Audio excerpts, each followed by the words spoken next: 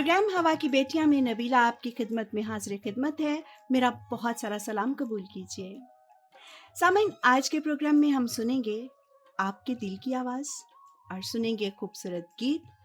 फिर आपके लिए एक दिलचस्प हिस्सा होगा प्रोग्राम का, मेरी नज़र में। और आज हम मेरी नज़र में बात करेंगे मैं और मेरा ख़ानदान पर, और उसमें हमारे साथ होंगी नरगिस साहबा। वो हमें बताएंगी कि ख़ानदानी ज़िंदगी क्या होती है।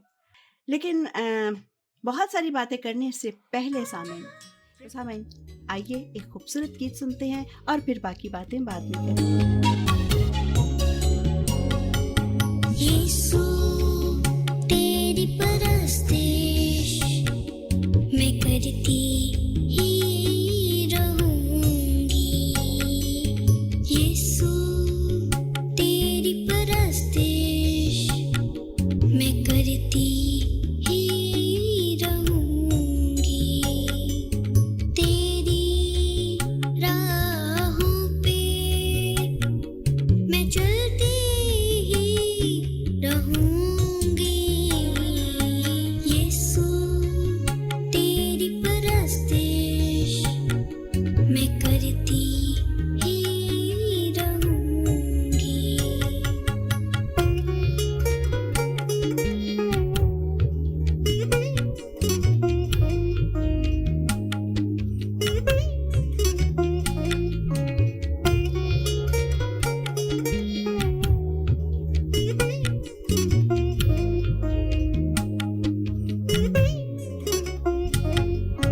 बच्चों से तू रखता मोहब्बत, करते हैं हम भी तेरी इबादत।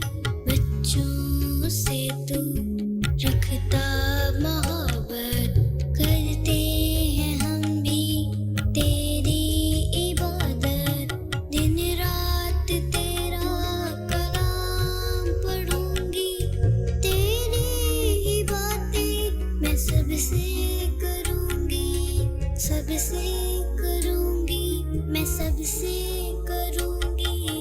यीशु तेरी परस्तिश मैं करती ही रहूंगी।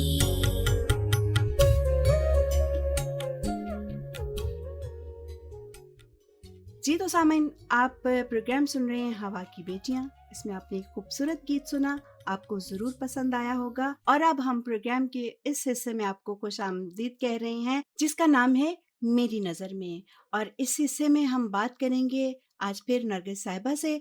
और नरगिस हमें बताएंगी कि मैं और मेरे ख़ानदान के हवाले से हम क्या बातें जो हैं वो आपसे कर सकते हैं।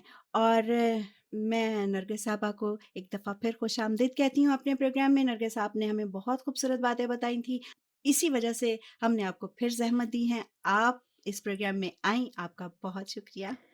बहुत शुक्रिया नबीला, आपने मुझे बुलाया और मुझे फिर से मौका दिया कि मैं आपके साथ बात कर सकूं। बहुत शुक्रिया। जी नरगिस, तो सबसे पहले आप हमें ये बताइए कि ख़ानदान क्या होता है? नबीला, ख़ानदान को अगर देखें तो ख़ानदान का आगाज़ जो है वो बाग़ अदन से हमें नज़र आता है। और जहाँ पे हम देखते हैं कि खुदा ने हर एक चीज़ को जब बनाया तो खुदा ने कहा कि अच्छा है, अच्छा है, अच्छा है। जी। और खुदा ने जब कहा कि अच्छा नहीं है तो वो तब कहा जब आदम को देखा कि वो अकेला है, तो कहा कि आदम का अकेला रहना अच्छा अच्छा नहीं। नहीं है। जी। तो फिर खुदा ने जो है वो आदम के लिए एक हवा, उसकी पसली में से एक औरत को बनाया, जो कि जिसको उसने आदम ने खुद हवा हवा का। का नाम दिया। और ये दोनों मियाँ बीवी एक पहला ख़ानदान हमें नज़र आता है। तो ख़ानदान जो है वो मियाँ बीवी के मिलने से, एक औरत एक मर्द के मिलने से एक ख़ानदान बनता है, और ये है ख़ानदान। थोड़ा सा मुझे बताइएगा, मैं अपने उससे पूछना चाह रही हूँ कि सिर्फ मियाँ और बीवी जो हैं वही ख़ानदान है, बाकी लोग ख़ानदान में शामिल नहीं होते हैं? हाँ, बहुत अच्छा सवाल है नबीला कि ये तो आगाज़ की बात थी ना, जी, जी। कि आदम और हवा को जब खुदा ने बनाया तो एक ख़ानदान कहा, और आगाज़ हुआ। ये एक ख़ानदान का आगाज़ है। जी। और जब हम अपने दौर में, अपनी दुनिया में मौजूदा हालात हैं, तो हमें जो ख़ानदान नज़र आते हैं वो बड़े ख़ानदान नज़र आते हैं। जी। जिसमें आप देखते हैं कि सास है, ससुर है, नंदे हैं, माँ बाप बहन माँ-बाप, भाई बहुत बड़े सब एक सब लोग बहुत बड़ा, शामिल, हाँ जी, वो भी बहुत फिर एक गिरोह खानदान नज़र आता बनते है। हैं जी। और ये जो गिरोह है, इसको अगर हम देखें तो इस ख़ानदान की 2 किस्में बनाई जा सकती हैं।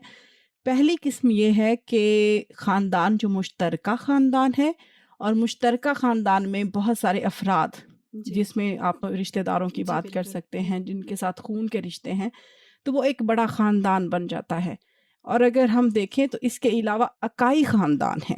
दूसरी जी किस्म जो है वो अकाई ख़ानदान है, जिसमें मियाँ-बीवी और सिर्फ़ उनके बच्चे, ठीक है? ठीक है जो जी। कि एक माँ-बाप से, एक जोड़े से 2 बच्चे हो सकते हैं, 4 बच्चे हो सकते हैं, 6 बच्चे हो सकते हैं, वो अपनी आप देख लें। जिस खानदान की आजकल हर औरत ख्वाहिश करती है कि ये अकाई खानदान होना अकाई चाहिए। ख़ानदान हो, बिल्कुल, बिल्कुल, क्योंकि आज के दौर में लोग सोचते हैं कि शायद अकाई ख़ानदान ही सबसे अच्छा ख़ानदान है, लेकिन उसके अपने एक नताइज हैं और मुख्तलिफ बातें हैं। लेकिन 2 तरह के ख़ानदान हमारे मुआशरे में पाए जाते हैं, अकाई ख़ानदान और मुश्तरका ख़ानदान। अब देखिए ये यहाँ आपने 2 सवाल मेरे लिए तैयार कर दिए हैं। अब मैं आपसे पूछूँगी कि जो मुश्तरका ख़ानदान है, हुँ, हुँ। उसकी क्या अहमियत है? मुश्तरका ख़ानदान एक बरकत है, मैं जी। समझती हूँ। क्योंकि इसमें ये होता है कि अगर हस्बैंड, शौहर जो है या बीवी जो है, या फिर दोनों ही, जो आजकल के माशरे का हाल है, अगर दोनों ही नौकरियाँ करते हैं, तो फिर बच्चों को अक्सर लोग नौकरों के पास या किसी और के पास छोड़ते हैं, डे केयर्स में छोड़ते हैं या कुछ ऐसे। हुँ, तो वो बच्चों की जो तरबियत है, वो माँ-बाप नहीं कर रहे होते, हुँ, वो नौकर कर रहे होते हैं। हुँ। और उसके बाद जो हमारे मुआशरे में जो किरदार सामने आ रहे हैं, वो आपके सामने हैं। और यही अगर तरबियत दादा-दादी और ख़ानदान के दूसरे अफ़राद मिलकर करें, तो आप सोचें कि कितनी अच्छी बातें हमारे बच्चे सीख सकते हैं। अच्छा नरगिस, 2 सवाल मेरे ज़हन में आए थे, आपने एक में ही दोनों के जवाब दे दिए हैं, क्योंकि दूसरा सवाल मैं ये पूछना चाह रही थी कि अकाई ख़ानदान में क्या नुकसान हो सकते हैं? तो वो हुँ, आपने आपके बिल्कुल, उसमें मुझे जवाब बिल्कुल। मिल गया कि हुँ, मुश्तरका ख़ानदान में जब हम सब मिल के रहते हैं, तो उसकी अहमियत जो है वो बिल्कुल। माशरे में ज़्यादा है। ज़्यादा है, नो डाउट। शायद लोग सोचते हैं कि इकाई ख़ानदान में रहेंगे, खर्चे कम होंगे, अखराजात कम होंगे, लेकिन पाबंदियों से आजकल आजकल पाबंदी जो है वो किसी को बर्दाश्त नहीं होती। बर्दाश्त बात नहीं होती, बात ये है। बिल्कुल, बिल्कुल। और मसाइल भी हैं कुछ, क्योंकि जब मुश्तरका ख़ानदान में रहते हैं, कोई बच्चे को डाँटता है, कुछ हुँ, कहता है, तो माँ-बाप से बर्दाश्त नहीं होते। ऐसे बहुत सारे मसाइल हैं, जो कि सामने आते हैं। लेकिन जब अकेले रहते हैं, तो फिर समझ आती है कि नहीं, अब घर के किराए बढ़ गए हैं, वो भी देने हैं, बिजली के बिल बढ़ गए हैं, वो भी देने हैं। और अगर एक हस्बैंड और वाइफ़, शौहर और बीवी अकेले रह रहे हैं, तो ये सारा कुछ फिर उन्हें खुद ही करना है। बिल्कुल, और फिर इससे मसाइल भी आगे, और घर में बढ़ जाते नाचाकियाँ हैं। बढ़ती हैं और बड़े मसाइल खड़े हो जाते हैं। बिल्कुल ठीक। जी नरगिस, आप मुझे एक और बात बताना पसंद करेंगी कि हमारा कलाम मुक़द्दस इस हवाले से क्या बात करता है ख़ानदान के हवाले से कि अकाई ख़ानदान बेहतर है या मुश्तरका? हुँ। नबीला, इसके बारे में खुदा के कलाम में लिखा है कि मर्द जो है वो अपने माँ-बाप को छोड़ेगा जी, और अपनी बीवी के साथ जुड़ा रहेगा, और वो एक तन होंगे। जी। और इसके मुतल्लिक बहुत सारे जो मुफस्सर हैं या बहुत सारे तालीमात देने वाले लोग जो हैं, वो ये कहते हैं कि हस्बैंड जो है, शौहर जो है, वो अपने माँ-बाप को छोड़ देगा हुँ, हुँ। और अलग घर में जाके बीवी के साथ रहेगा। अच्छा, जबकि ये अच्छी तफ़सीर नहीं है। जी, इसका मतलब ये है कि जो शौहर है वो अपनी बीवी के साथ एक तन होगा, मतलब ये कि दोनों हर एक बात पे मुत्तफ़िक हों, जी, मशवरा करें, एक जी। दूसरे से बातचीत करें। हुँ, अब होता क्या है हमारे माशरे में कि जब शादी होती है, तो सास समझती है कि बेटा हम मुझसे दूर जा रहा है, वो अपनी एक सियासत शुरू कर देती है। और जी, बीवी सोचती है कि हस्बैंड बस मेरा है, शौहर बस मेरा है, इसलिए उसको किसी और से बात नहीं करनी है या किसी और के पास बैठना नहीं है। अगर बैठेगा तो शायद मेरी चुगलियाँ ही कर रहे होंगे। जी। तो ये वो बातें हैं जिनकी वजह से ख़ानदान में बड़े मसाइल पैदा होते हैं।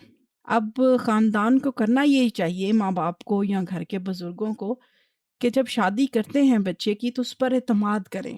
हुँ, ठीक है? अब एतमाद करने से मुराद ये है कि उनको, शौहर और बीवी को मौका दें कि वो एक-दूसरे के साथ बैठें, बातचीत करें, एक-दूसरे को समझें।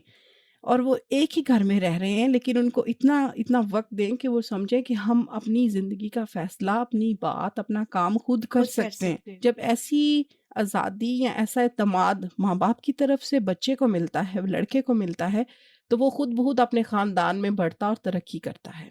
और ये वो मसला है जिससे सास को भी सुकून रहता है और बहू को भी सुकून मिल सकता है। जी, अगर वो इस बात को समझ लें तो, वरना हाँ जी, बिल्कुल। सास और बहू का जो अज़ल से चलता आ रहा है वो तो शायद अबद तक चलेगा। बहरहाल आपने बहुत अच्छी बातें बताई, आपका बहुत-बहुत शुक्रिया। और इसके साथ ही नबीला को इजाज़त दीजिए, अगले प्रोग्राम में आपके साथ फिर मुलाकात होगी, तब तक खुदा हाफ़िज़।